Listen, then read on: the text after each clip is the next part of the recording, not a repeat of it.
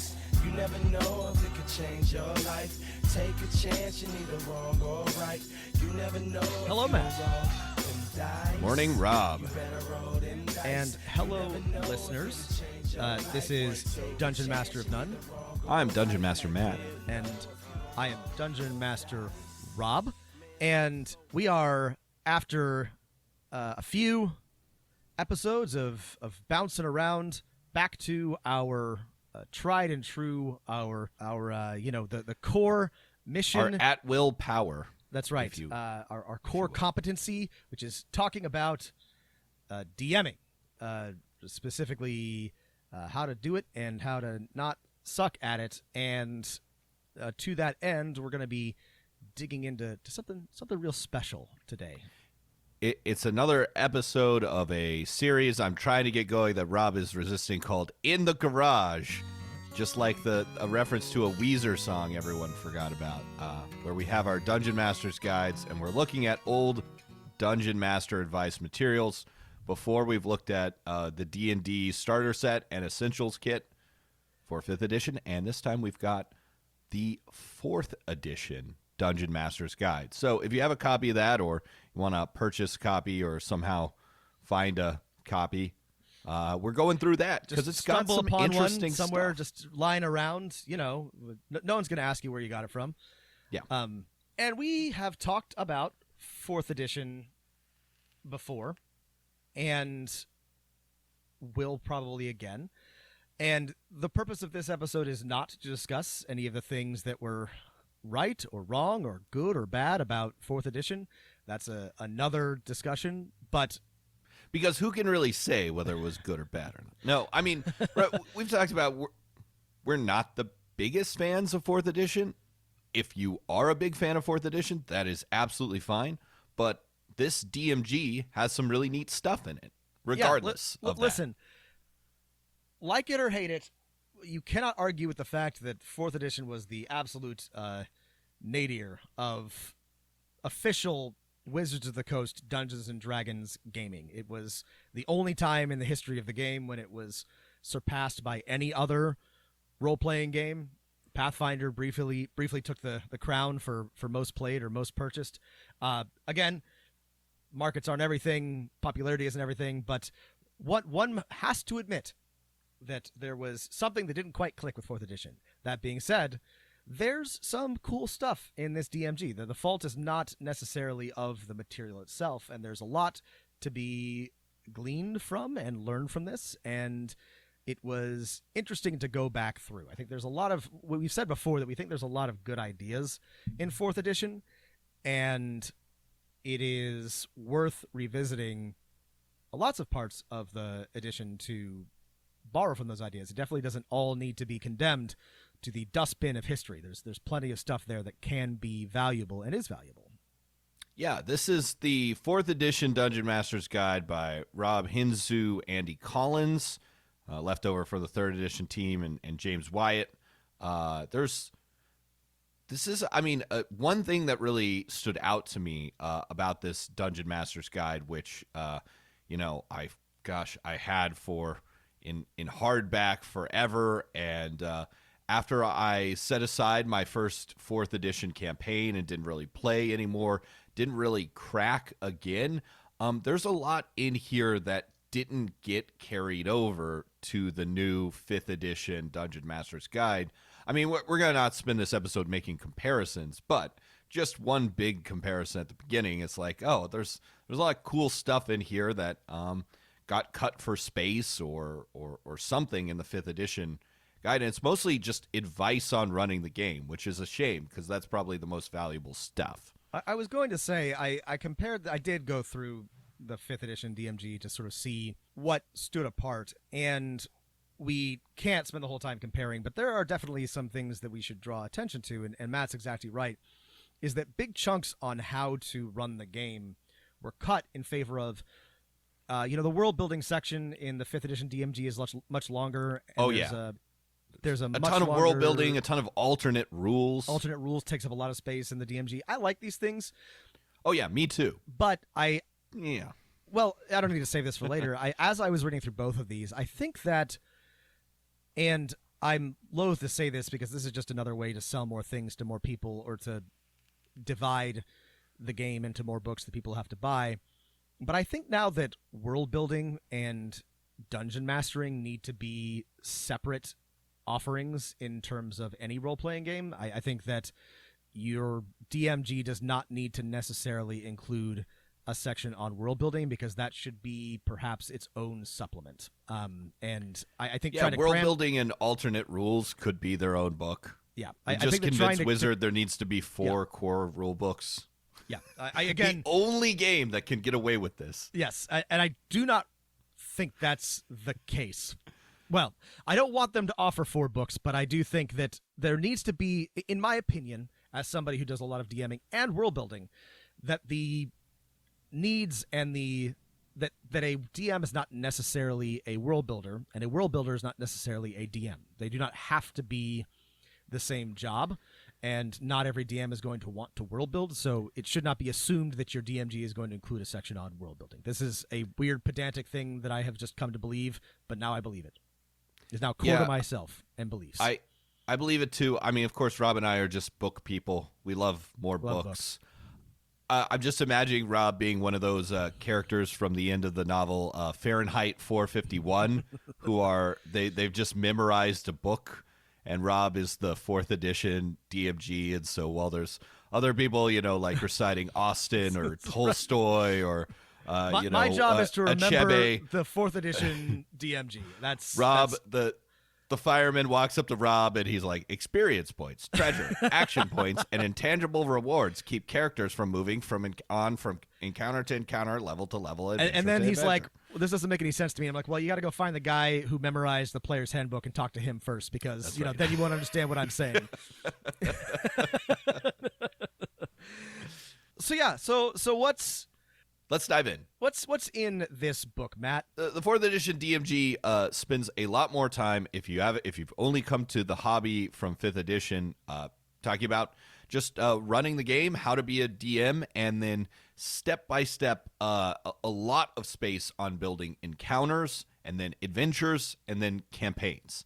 And whereas the 5th edition organizes itself sort of top down, like building a world, talking about the planes, then getting down to nitty gritty, this starts from the ground up, like as in checks first, then an encounter.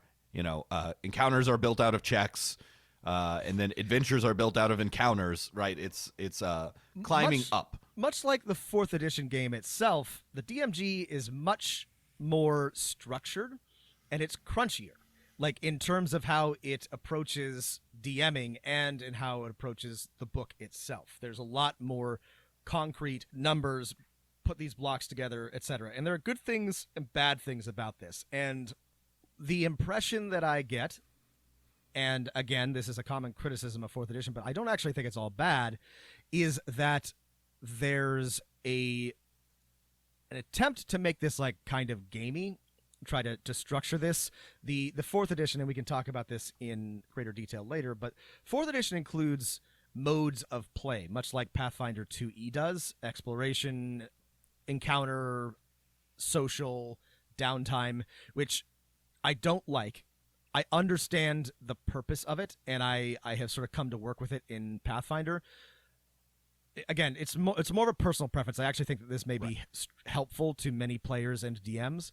Anyway, the point is, that being said, keep that in mind when we're talking about 4th edition. There's a crunchiness and there's a gamification to it that works in some ways and doesn't work in others. 5th edition took a much went in the opposite direction, right, and tried to be a lot more freeform, which is right. Everything's loosey goosey. There's good in many ways, but I you all know my preference on this, but I'm again starting to think that there are valuable elements of the gamified approach, and we'll talk about that some.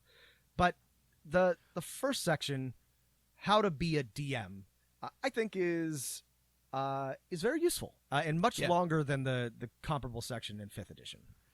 In addition to just talking about if you're completely new to this, like what are the things you need to have in front of you, It's very nice, right? Just sort of a reminder, everything is about fun.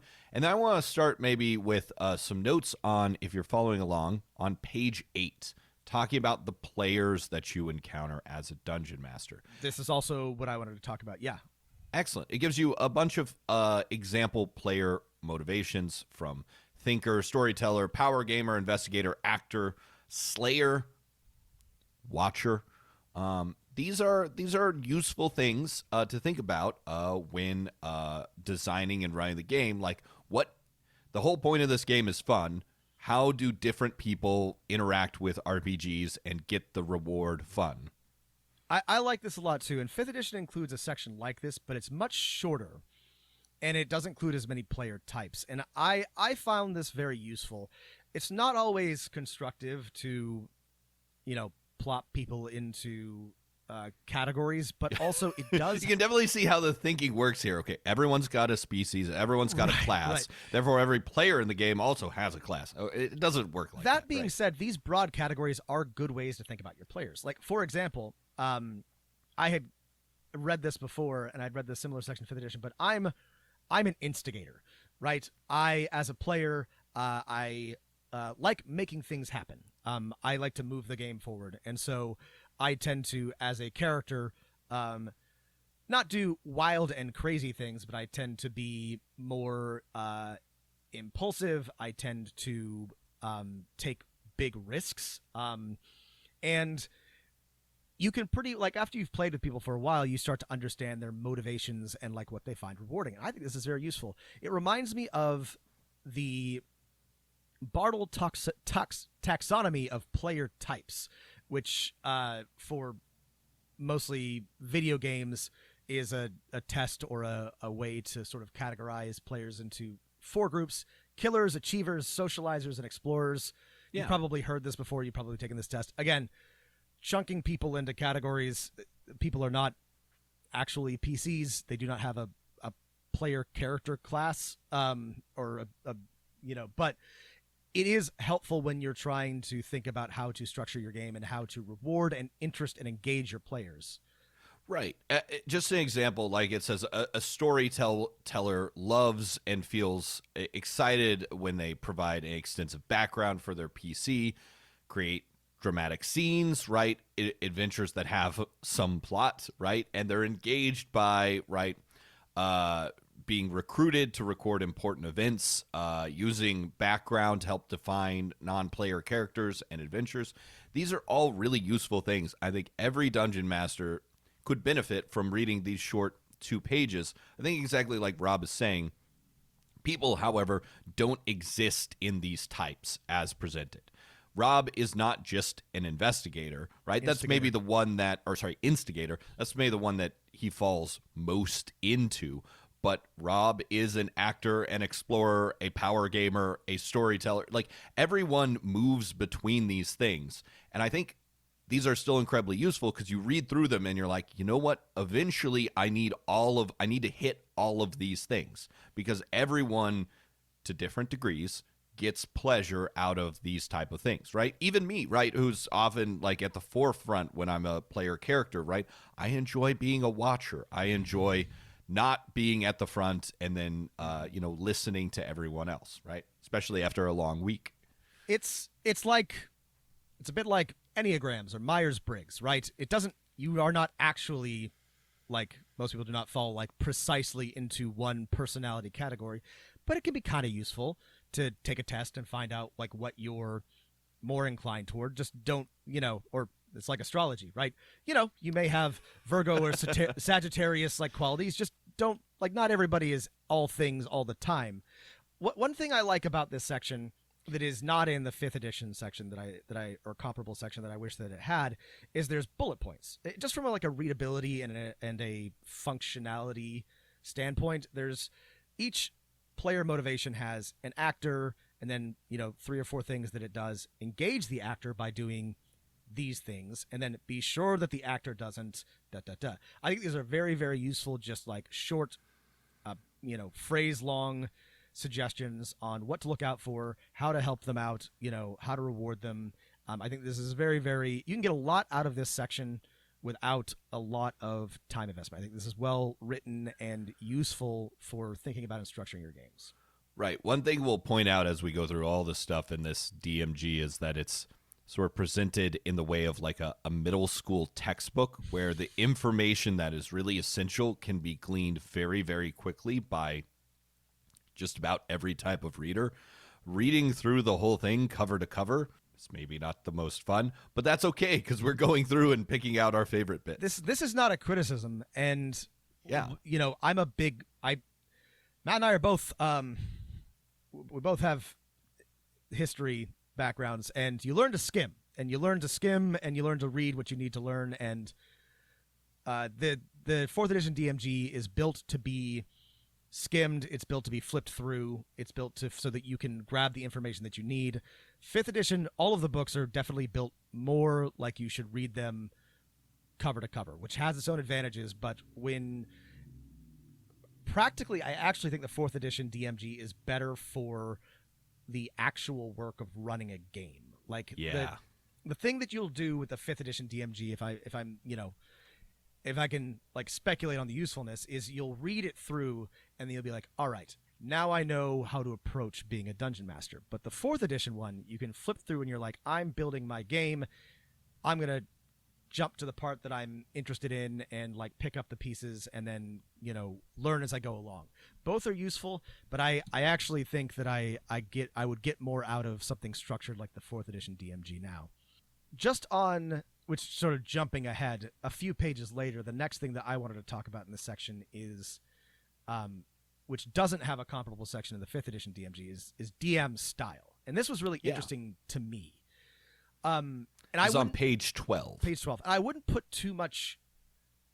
Again, this is not concrete, but I think this is a very like useful idea in thinking about your games. And there's a chart here that I love, which is DM style considerations, and it's just different types of play. So, is your game gritty or cinematic? Is it medieval fantasy or anachronistic? Silly or serious?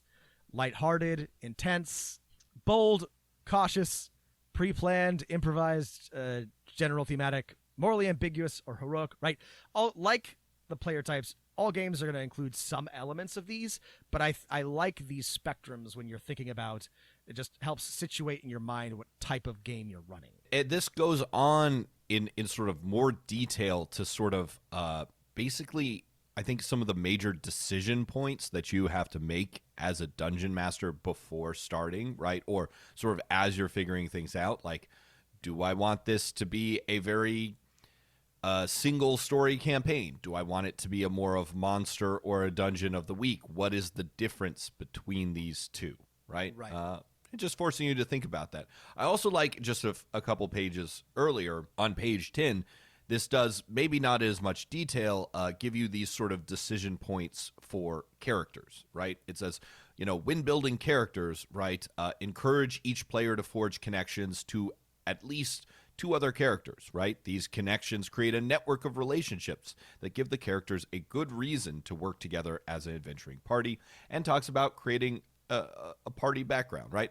There's maybe not as much emphasis as I would like on this, but this heads off most of the problems new dungeon masters run into when thinking about, okay, what kind of DM style do I want and what kind of party do I want? We've talked about some other ways to come up with this and how important it is that your players agree and have a connection or are willing to form a connection, but this is a really good brief paragraph or a couple paragraphs on how to form those bonds and why that matters for building a party and building your character. One of the other things that reminded me on this page is the 4th edition DMG is filled with helpful tips from James Wyatt, and some of them are just really, really good, especially for new dungeon masters. It's like, it doesn't matter if some players are better at the rules than you. Your job is to, if you come to something that you're unsure about, ask the players what they think, and then finally make a judgment call, right? I also really liked these. There's these little box texts that say tips from the pros, and I think they're all from James Wyatt. But they're always really useful, and they're always like a great insight into this man is a professional dungeon master. He's writing the Dungeon Master's Guide, and here are some of the things that he still struggles with, or where he had some discomfort. I think they're great. They're very helpful. I also like that this makes this book a little bit like less formal than the 5th edition DMG. As I was going back through, the 5th edition one is just very, I don't know. This one's a little bit like a lighter read. And yeah, it does feel like this is the secret information of good stuff that is directly addressed to you, the Dungeon Master, Right. as opposed to another rule book. Right. Despite its textbook-like thing, it's like, ooh, this is your secret manual, which is how it should feel, I feel. Mm-hmm. Like. I agree. It means non-Dungeon Masters will get less out of it, but that's okay. If you're not a Dungeon Master, well, sorry. You don't need to be reading this, yeah. There's just a lot of discussion of like what is the advantage of having multiple characters, of having a balanced party as opposed to an unbalanced party, of rolling completely in front of your players or behind the screen, that kind of stuff. It's great. This is so. I mean, I guess one criticism is sometimes I feel like this jumps right into a bunch of useful questions. It's still so difficult for a new Dungeon Master to be like, well, what is DMing Right. overall? I don't but know that's that okay. any book has solved this yet, but yeah, there has yet to be a DMG with a section that says brand new to DMing. Here's what you need to know, and that does that well. And not every DM needs that, but there should be that in every DMG. It's like, here's exactly where to start and what to do. I think it's okay now because this is a solved problem because people can watch on YouTube or listen to a podcast of people playing the game and they're like, oh, now I get it. But what's next? What's your next tip? Well, there's from more back in the past? The first chapter that I like, but I want to jump ahead to the beginning of the second chapter, running the game, and what I think might be my favorite section, which is preparing. And I really, really like this. Is just one page, but I was, in terms of usefulness, I thought this was just like a really fantastic one page, and it simply has 4 sort of examples of how much time you have to prepare and how to approach that, right? So, Right. What to do if you have 1 hour, 2 hours, 3 hours, or more to prepare for your session. Or even if you have no time to prepare. And I don't like That's never happened to me. Bro. To be clear, I don't think that this is enough to actually, you can't, like, this isn't quite enough to actually like work from, but I thought this was a really great way to set expectations and also structure this. A lot of DMs don't have any idea how long they should be spending on their games, and I don't have a good answer on this. It literally depends on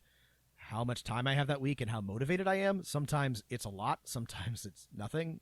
But I loved this, and this is only going to really like work really well for 4th edition because it's very like encounter based. But I loved this, and I think the recommendations are really, really good. So for 1 hour, which is I think like a pretty like I think you should expect to spend an hour prepping. I don't think you should necessarily spend a lot more than that, but with that amount of time, right, it's like, yeah, I think that's my general rule of thumb. Like, yeah. Minimum 1 hour, maximum no more than the time we are going to play. Right.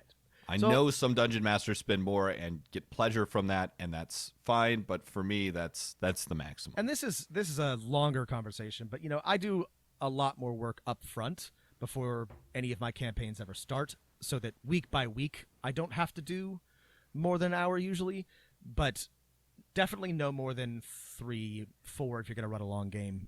Anyway, so what I like about this is it's, select your adventure, flip through it, keep in mind how long you're going to play, like Matt just said.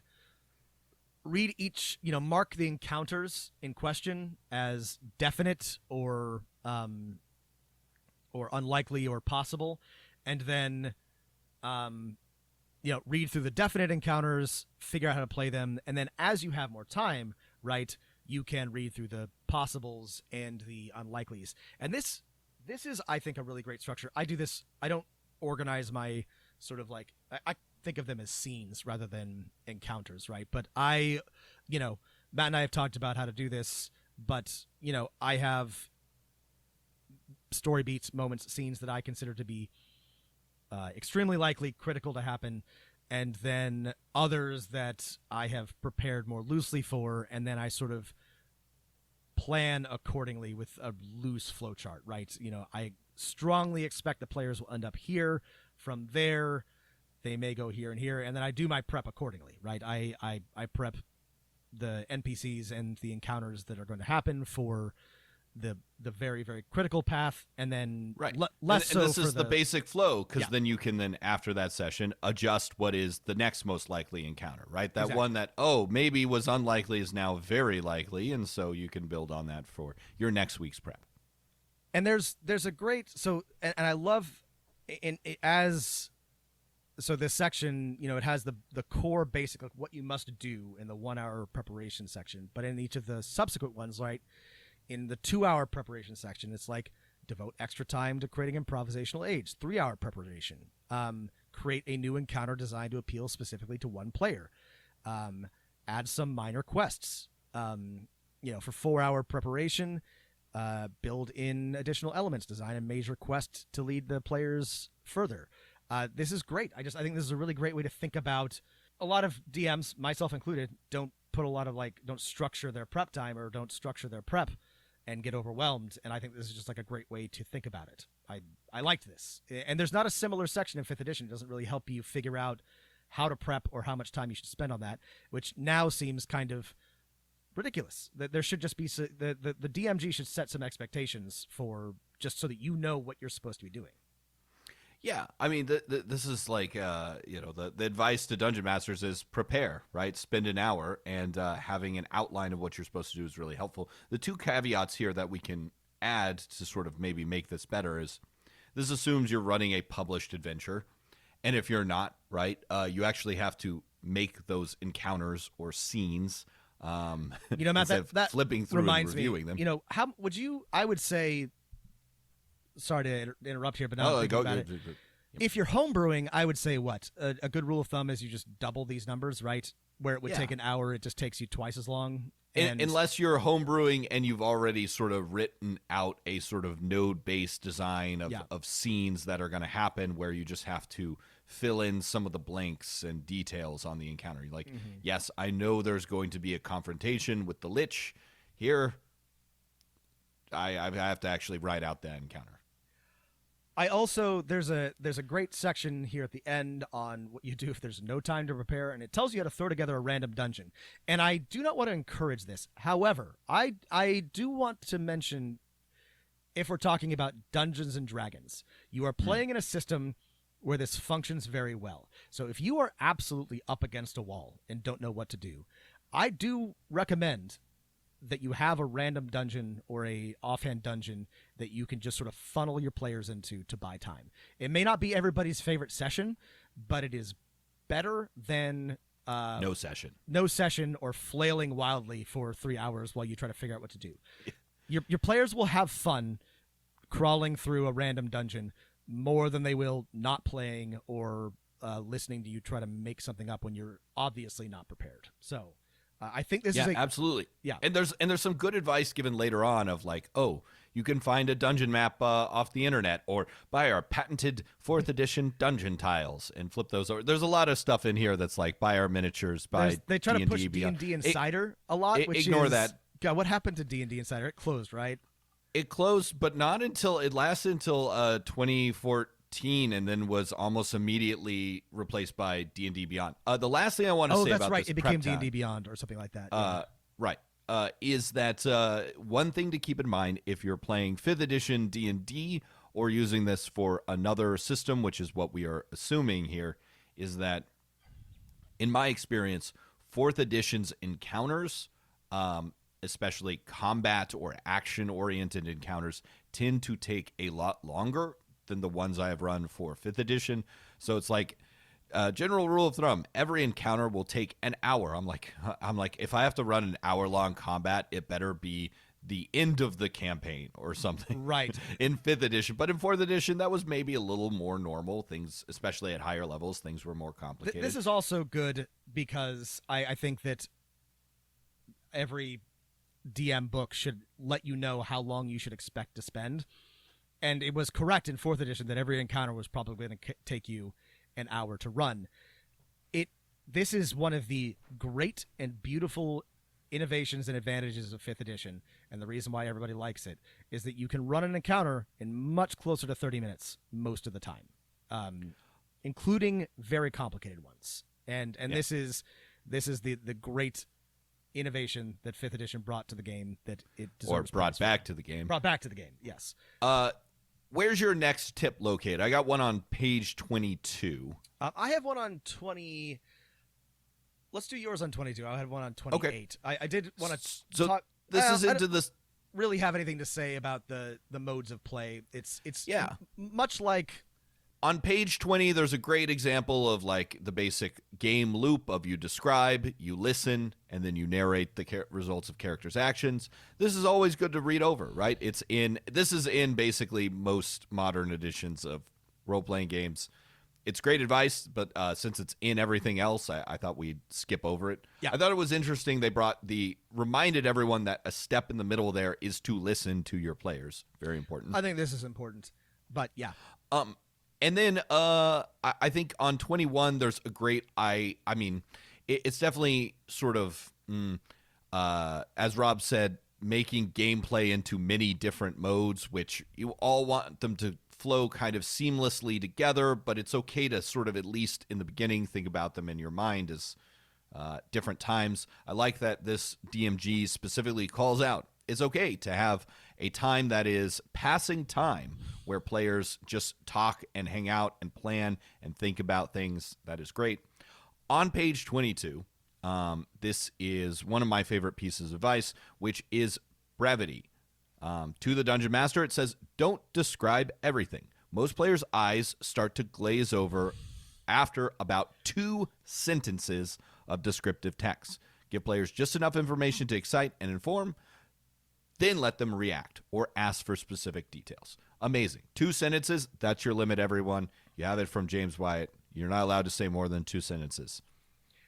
I really like this. This is included in most books, but there's just suggestions on how to narrate, describing atmosphere, the cinematic style.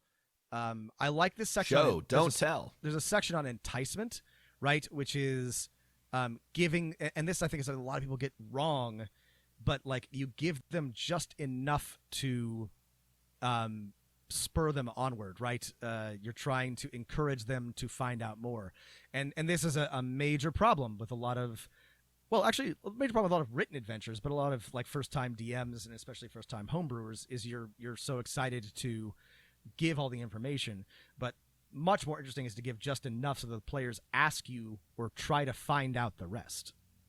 Yes. Tease them. The The other thing is just a reminder that is great is that, like, especially this is really important advice for 4th edition, but really for every edition of D&D, is don't fall into only speaking in numbers like you're the master computer, right? You have inflicted 31 points of damage. Your attack hits by 4.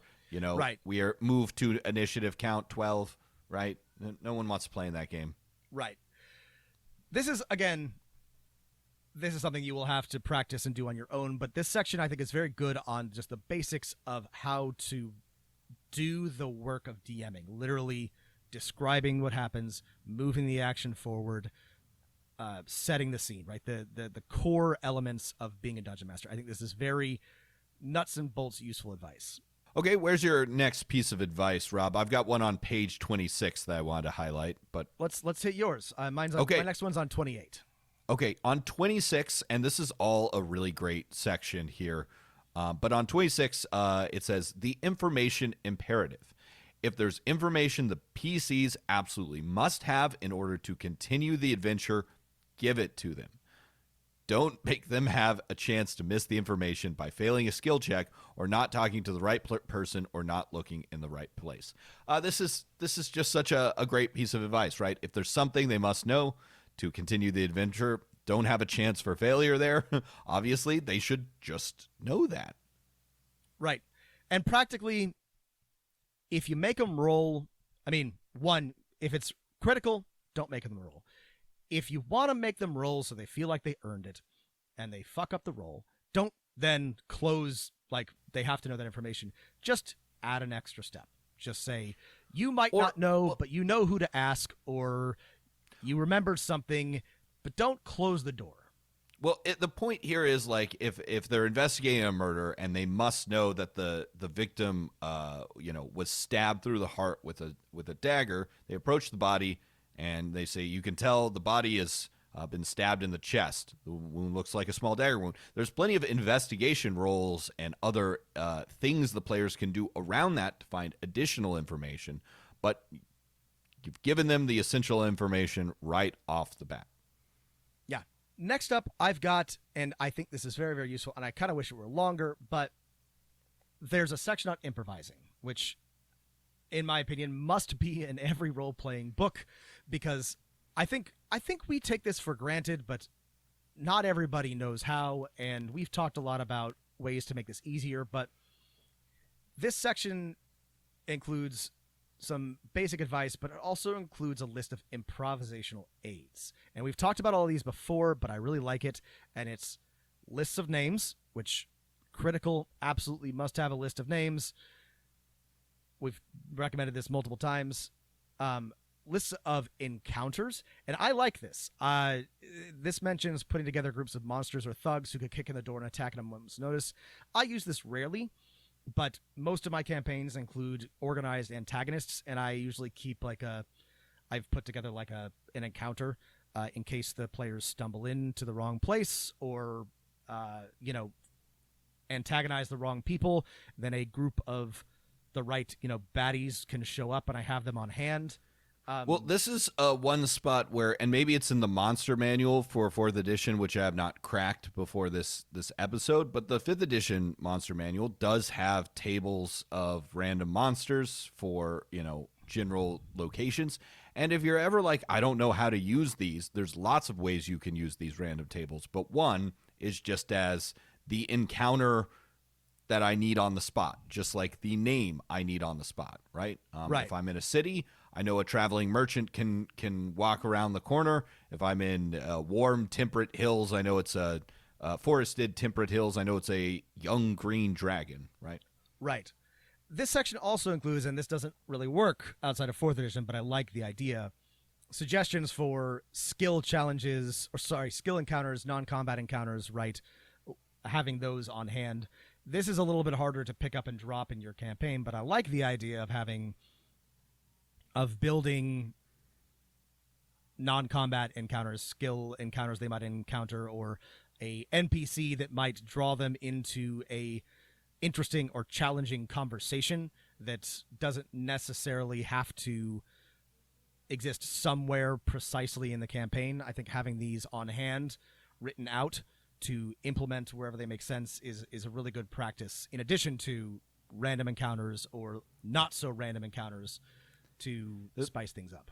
The thing with skill encounters that has never worked with my style of dungeon mastering is they sort of like, here's a hard and fast rule. The players need 3 successes from a pool of 6 different types of skill checks, and they can only have 3 failures before it's never seemed to work with my style of DMing. I've never been able to make them work like practically. I like the idea.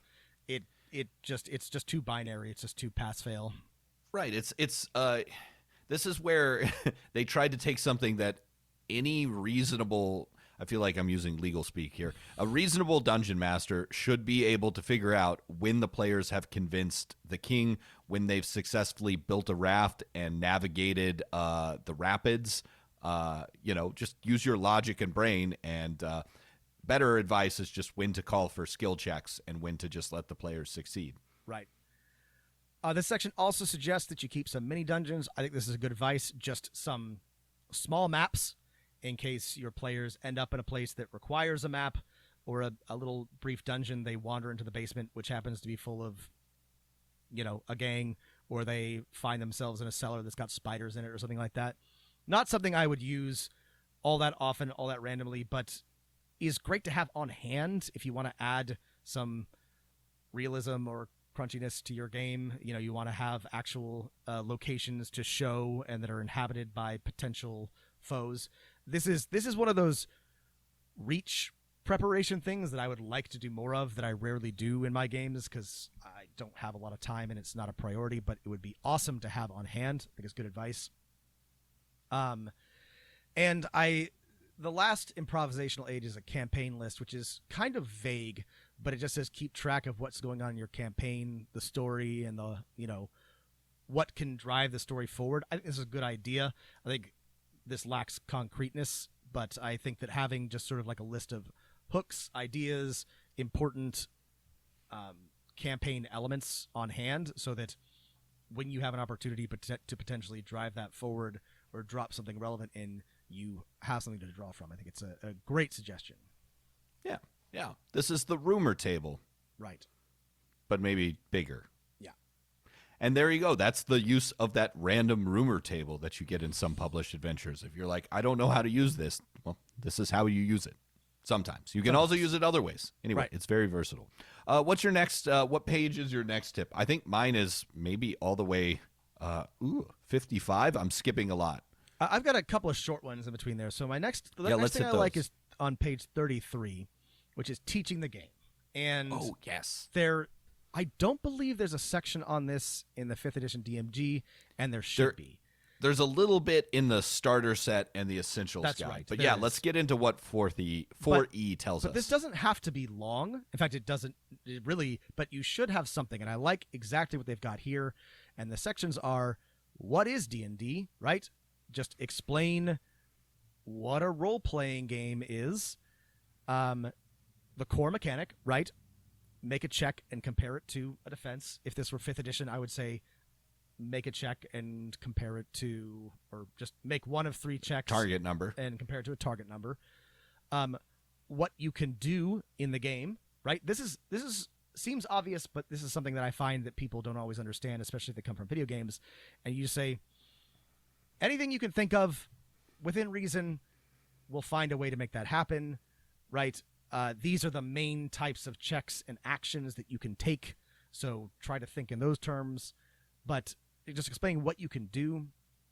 And then I like this part a lot. Reading a character sheet. Pick up the character sheet and then show them like what's on it and how to read it and what all the numbers mean. Right. One of the difficulties is for new players is there's always too much information for them to ever remember. So you want to do this as quickly as possible and then like reteach it through your first couple sessions of play, right? Okay, we're making attack rolls here. This is, again, right here on your character sheet, and you tap it there in front of everyone. And yes, they get it again. Okay, this character is now making a save. Saves are located right here. This is what happens when you get hit with something. Yeah. I like this section a lot. It doesn't have to be very long. It includes everything that you need to know, and I think it's very important. My next section, this is just a funny thing that I noticed that I wanted to draw attention to, is on page 40, which is about running combat, and most of this is not super relevant, but there's a section on legitimate targets, which I liked a lot. And this is not relevant very much. It's not a war crime if they're a legitimate target, is basically what we're saying. This I don't think has a lot of relevance in 5th edition, but this book specifically mentions that characters can gain no benefit from carrying a sack of rats in hope of healing their allies by hitting the rats. Because in previous editions and current editions, when there are abilities that trigger off of downing or killing an enemy, which 4th edition has so many, right? of. This is why they had to include it in 4th edition. It's like every class has one of these. You hit something with an attack, and then a good thing happens to your character. If it's a rogue, you like move 6 squares and blind someone. If it's a cleric, you heal someone. Yeah. Some gotta unscrupulous remind players in the past have argued, and I would be shocked if anybody has actually tried this in a game because it's just so egregious, but that you could hit a sack of rats, kill a rat, and then gain that benefit. Like I just said, I would never allow that in my game. That is clearly against the spirit of the rules. And if anybody was doing that, I would think that they were being a jerk and trying to ruin everyone's fun. But it's funny However, that they needed to include this because yes. some people will do that anyway because it's in the rules. However, if I had a very creepy warlock in my game that had the patron of I forget the one that can like drain life. Maybe it's the Great Old One. Oh, yeah. And they carried a sack of live rats with them and constantly like drain one. I might consider giving them like one temporary hit point. And then adding in the like everyone's like, why are you carrying a sack of rats? Why do you have the Holy sack of shit, rats? You're so weird. Yeah. And then you've got a super weird warlock. It was funny though that this had to be called out. Listen, players, stop abusing your privileges. Stop making wizards like make these. Just don't be like this. I'm not gonna blame the player, Rob. I'm gonna blame the game here. Don't hate the player. Hate the game. There's some great general advice on like establishing surprise, which is something that I think lots of dungeon masters cover. The definitions have changed a little bit from editions, but still the section here is super useful.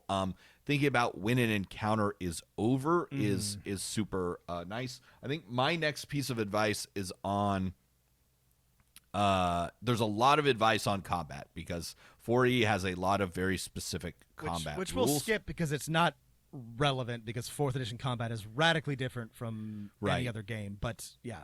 It very much is all about squares and things. There's some, but starting on chapter 4, and going to page 55, there is some really good generic advice on building combats that I wanted to highlight. First, on pages 54 and 55, thinking about monster roles. Now, in 4th edition, every monster has a tag or a keyword saying that this monster is like a sneaky assassin, a lurker, or a blaster, an artillery, or a skirmisher, right? 5th edition monsters don't have this, but when building an encounter, if you've never encountered this sort of, here are the different challenges monsters can present, it's useful to kind of think about that if you want to design really creative combat encounters. I like this mixing too. these types. This was something that I liked a lot. I think this is good to think about when building encounters. Varying the types of monsters that you have, trying to decide how they will behave in combat, and having a mix of like frontliners and ones that stand in the back or ones that are more direct combat. Buff enemies, battlefield control, right? Like I was very proud of this. I ran Sunless Citadel for some of my players very recently and finished with the combat with Belak the Outcast, the Druid, and Belak. He, it was stop making those little twiglings, Belak. That's right. Or whatever they're called. The twiglings, no, they were twiggling. Twig blights. The twig blights and the paladin, whose name I've forgotten, engaged the players, and Belak stood in the back and cast control spells. And I felt very like everybody was like working really hard, both like as players, but also trying to like outthink him. And I felt very like accomplished and satisfied in that combat because of how tactically challenging it was. Right. If you've gotten the feedback before that like our combat encounters are like they've never really made us sweat as players, right? This is a good way to think about things if you want to get your players a little sweaty and like, oh shit, that guy's way over there on the other side of the chasm, and this gal's way over here, and I can't get over there. Oh god, we're gonna have to come up with something to do here. Right. And this is a challenge because you can always make your players sweat by just adding harder monsters. But that's not fun sweat. But that's not fun, right? What's more fun is where they're not taking huge hits of damage, but something is happening and they have to respond to it, and the monsters are at risk of like outsmarting them or outflanking them somehow. And this, I think, just trying to group your enemies into roles is a great way to think about how to diversify your combats. This is also a section I liked a lot, Matt. This is one of my favorites, this whole encounter building section. I also Right, because along with this goes the terrain advice, which Yes. I was guessing what you were going to say next. Well, no, actually, I liked the encounter templates a lot. I thought this was like again, I would not just grab these and they're a little bit like gamey, but like it's something like battlefield control, right? There's this many controllers and skirmishers, or double line, right? There's this many brutes and this many artillery folks. I think this is just like, I think building these templates for yourself around various factions is a super neat idea and a way to think about how different groups might fight or organize themselves, and it's something that I think I'm going to start doing a little bit more of. I liked this a lot. Yeah, no, and it doesn't apply one-to-one. I think this is the same principle as player motivations or player stereotypes, right? No one is just a power gamer, right? They're a power gamer, a thinker, and an actor, and you can engage them in many different ways. 5th edition monsters and NPCs are not just artillery Right. or soldiers, though they definitely lean in one of those directions, but giving yourselves the sort of baby this model doesn't actually work in reality, but it's a useful way to think about the world, or at least this fake world. It's super helpful, right?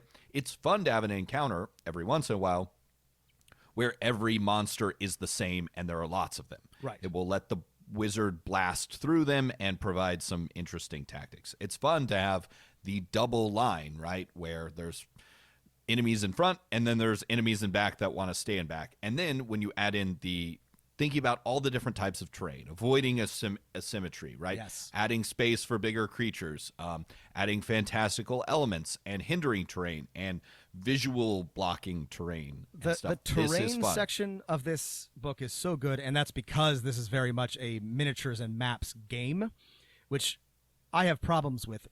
But the advantage is that the designers of this thought very, very deeply about the tactical and dramatic elements of different types of terrain and how to implement them into your encounters.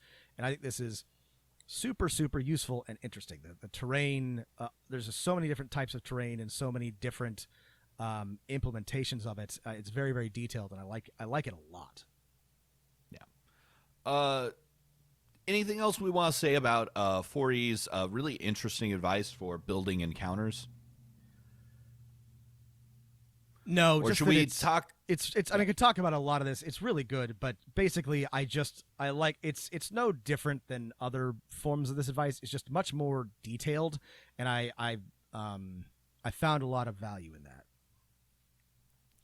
My next, there's a section on non-combat encounters that is very much a little bit about skill challenges and stuff. There's some good pieces of advice here, but the thing that really gripped me next is in the 6th chapter, which is Adventures, page 100. I do want to just stop on skill challenges just for a moment, because okay, but I not agree- too long, because they're not I my agree favorite. with Matt that the whole structure of them doesn't really work.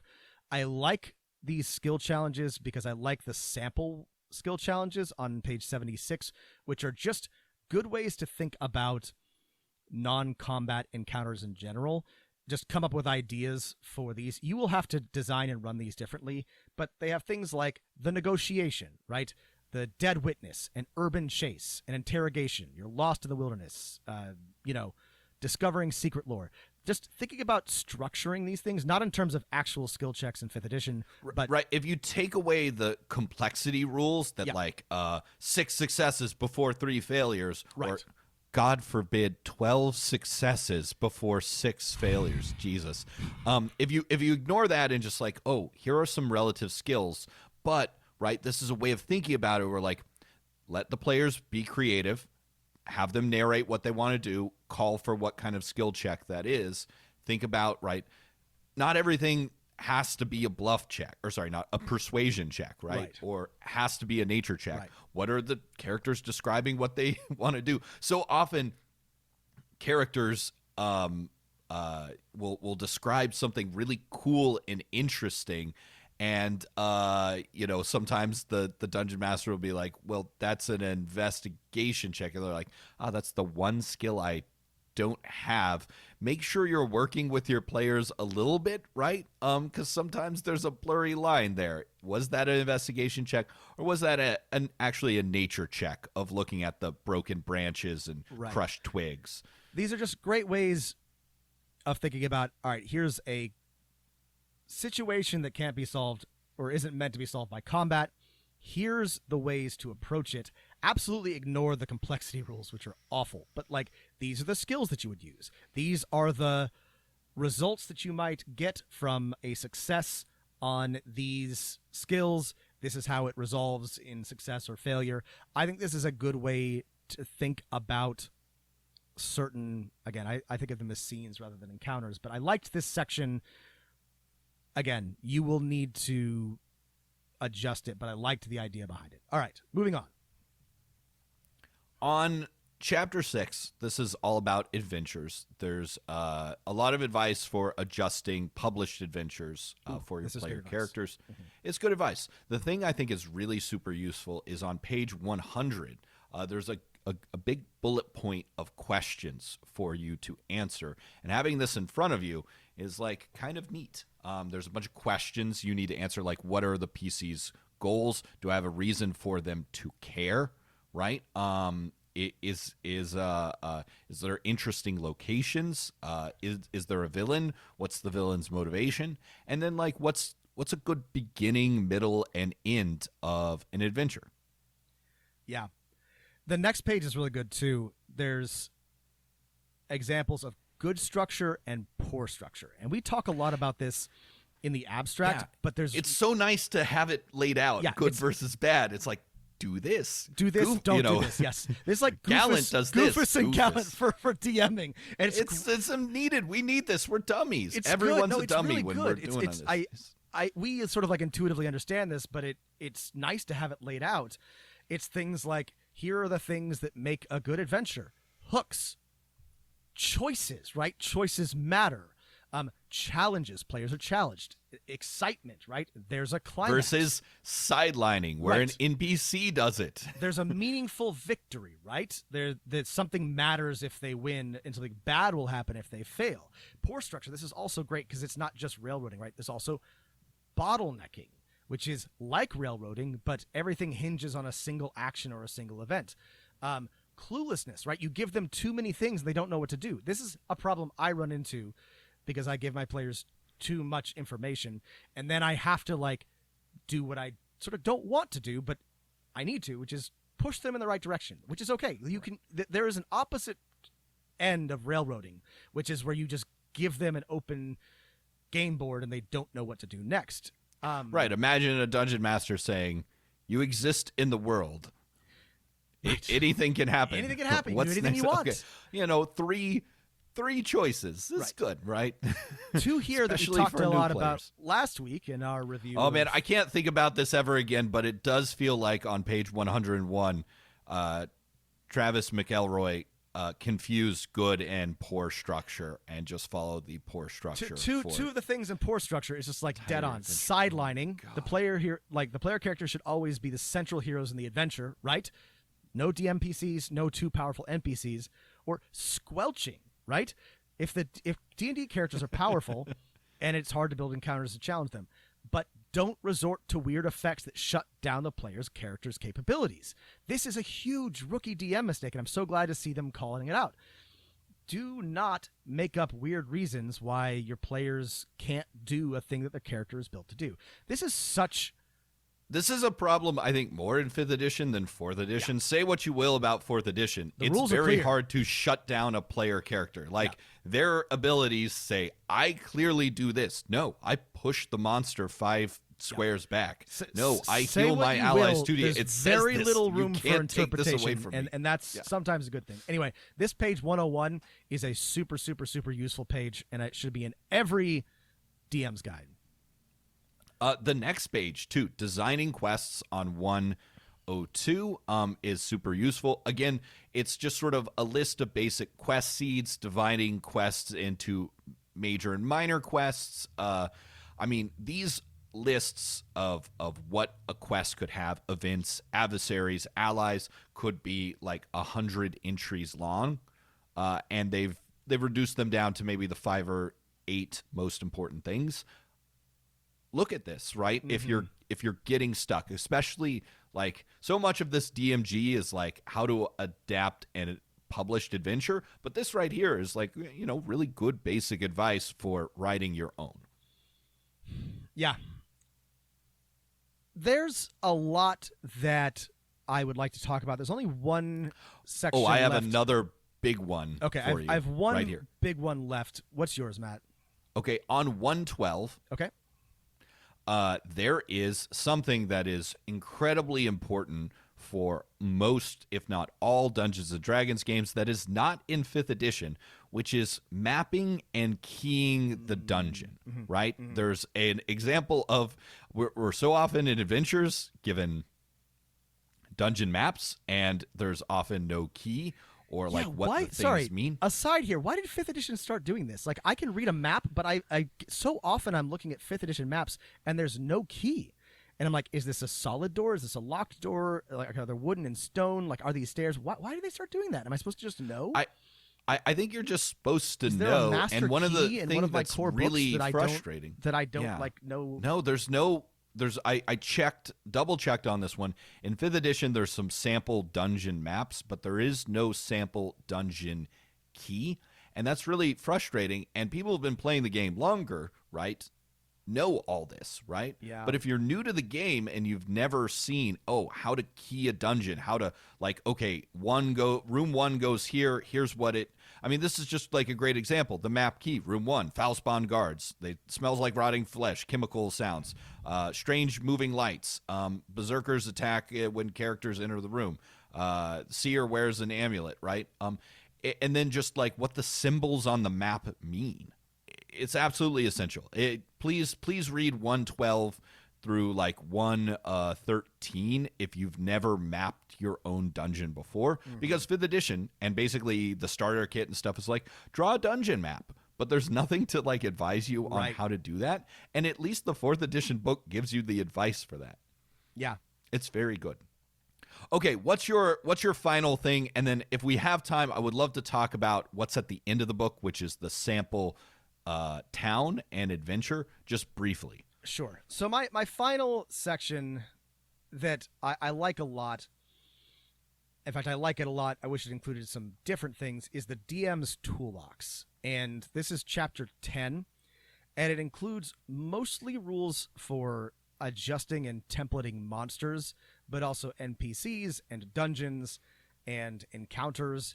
And I like this a lot because here's some concrete rules and tools you can use to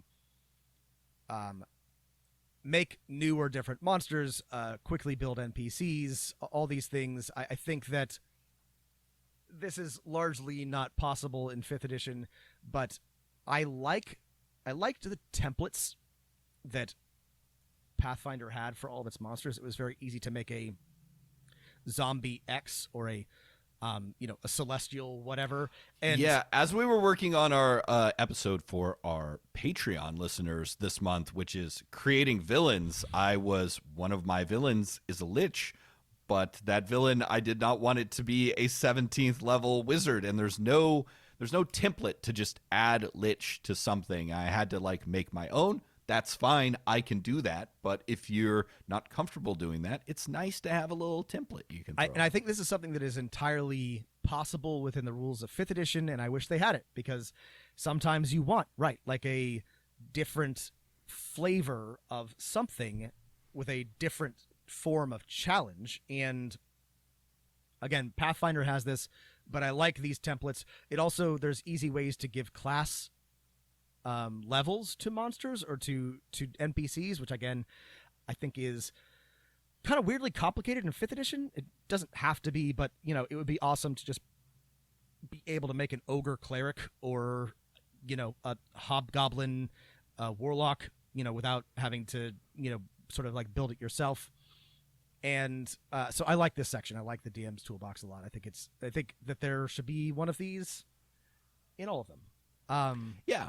I think it does a better job for the rules that it has than the 5th edition one. It's something interesting to think about if you haven't looked at it yet, because it's easier to manipulate some of the monster stats and rolls. All right. Lastly, sorry. Go ahead. Well, the 4th edition, as we wrap up and say goodbye to the 4th edition Dungeon Master's Guide, we've learned how to think in 4 dimensions for 4th edition is chapters 11 and 12 of the DMG have a sample town and basically region, and a sample starting adventure, which is something that 5th edition honestly should have had. It's really nice to have. Now, I will say I really like the town we're given and the region we're given, the Nintir Vale. Lots of people shit on this a lot, and I think their anger is justified in that 4th edition, at least in its early stages, was like Greyhawk, Planescape, Forgotten Realms. They're gone. Everything is now this one shitty region, right? That was not a great call. It was not a great call, but it's on its own, right? Having an example region for your dungeon master and an example starting town is super helpful, right? As I feel like people wouldn't have hated this if they didn't take away the other stuff that people liked. Right. Right. The town of Falcrest, I think, is a great example starting town. It's, on the edge of a dangerous wilderness. There's all sorts of, clear options for adventure just outside of town and inside of town. Yeah, I love it. Yeah. I like Falcrest a lot too, and I think that it holds up better in retrospect, like Matt said, than it did at the time. People Of course, were angry about unrelated things. Yeah. If it doesn't replace something, it's a perfectly solid starting town. Right. It's a great example of how to put some of the advice given earlier in the Dungeon Master's Guide into practice. And I think people learn by example. They need to see what this actually looks like. The downside is that the sample adventure that comes with this is not a good example of, honestly, of anything. The starting adventure, Cobalt Hall, it's like, this is a super simple adventure. It keeps things straight, but it's actually really complicated to run. I've actually run this. When 4th edition came out, I was very excited about it. I ran this for my a couple of our friends, and it was not great. Because, I don't know if you remember, I was in that game, Matt. Yeah, it was you, David, Sonia, and you. Yeah. No. This was we ran this when in person in Houston. Right, this was in person in Houston. With David N, not David W. N. Right, sorry, yes, never mind. Anyway, I don't remember. I do remember Matt and Rob insider stuff. Yeah, I was going to remove this from the recording. Anyway, I don't remember much about it. I don't even remember what character I played. I remember that I think we died at the end because there's a dragon, and I think it felt like you were supposed to die. Is the thing is like it seemed designed for you to lose, and I don't know if that's just because we were bad at 4th edition or what, but I remember we got our asses kicked by the dragon. There's a young, at the end of this adventure is a young white dragon that has 232 hit points, and I believe this is an adventure for first level characters, so I'm not sure how you're supposed to live, if you're supposed to surrender to the dragon or what. The adventure, I think, why it's a bad example, and it's really it sucks to end this on a bummer because there's so much good advice in this book, but this is a bad example of a starting adventure because it's like we're going to make this as simple as possible, but there's like not as much like backstory and hooks. Like it's kind of like here's 5 rooms in a dungeon. They're all in a line. Kobolds. Yeah, they're full of kobolds. You will fight so many kobolds, you'll be sick of kobolds for the rest of the edition, which I was. I don't think I've used kobolds for a decade after this. So anyway, it's a very bad dungeon. Yeah, right. It's a very hard dungeon. If you're most excited about difficult combats and tactical encounters, I guess it's good. But there's like no story, no variety. It's just hard combat followed by hard combat followed by hard combat. And some traps. And there's nothing. So I think a good starting adventure is, in fact, sort of heavy on the hooks and what's going on and helps you as a dungeon master practice. I'm engaging in this thing and does have some simple encounters, probably in a dungeon, right? It's Dungeons and Dragons. And this has the dungeon. The encounters are not simple, and the plot is paper thin. So don't run this, but do use Foulcrest if you're looking for a town to plop in the middle of the wilderness. I like it. All right. Any final thoughts on... I don't know that we need final thoughts. We went over it. I would not... Final thoughts. I don't regret killing you with Saztharax, Yeah. even though I had forgotten I had killed your character. Well, here's the thing. I don't even remember what that character was, and I don't think I intended to go on with them. I think we were playtesting it, so I'm not sad. Let's say it was a warlord, and then that was the That was the beginning inspiration. of our journey. In fact, it might have been. It might have been. It was either a warlord or a fighter. It was definitely a martial character, and that's all I remember. Anyway, 4th edition, still lots to learn from it. I think there's some really good advice here. Whenever we get a new DMG, I hope that it looks like a mix between this and the 5th edition one, which I like, but now I'm realizing is missing some sort of crucial information, especially for beginner DMs. And I know some of that is in the starter box and the essentials, but still, it should be in the DMG. Yeah, I mean, I think a useful book would be a DMG 2, though I don't think they'll ever do that in 5th edition. That is just advice for Dungeon Masters. Yeah. I know one of the problems, right, the paradox of Dungeons & Dragons as it sets up the things it makes money off of, which is mostly selling books, is that the thing that stands in the way for more people playing the game is that not enough people want to Dungeon Master. Mm-hmm. And then, but then publishing a book that would help people Dungeon Master more is tough because only 1 out of 4 of 1 out of 5 people will buy it. Yeah. They put themselves into a bind. That's why our podcast is here. That's why we exist. Yeah.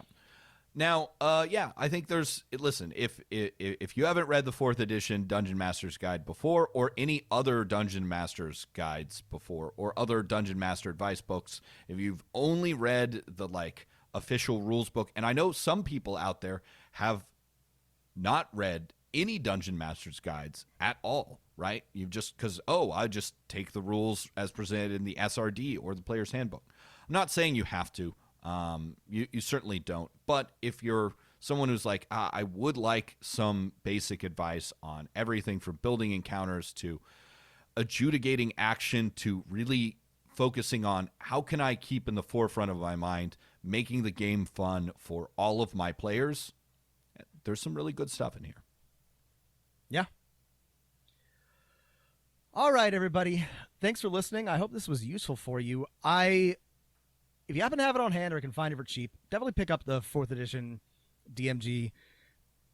I would not go out of your way to buy it, but there is some useful stuff in here, and definitely a few of the pages are really, really critical, or really, really excellent for the basic questions about DMing.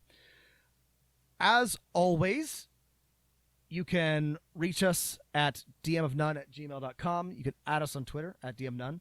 Especially if you have some favorite parts of 4th edition that we didn't get to that you want us to bring out, let us know what they are.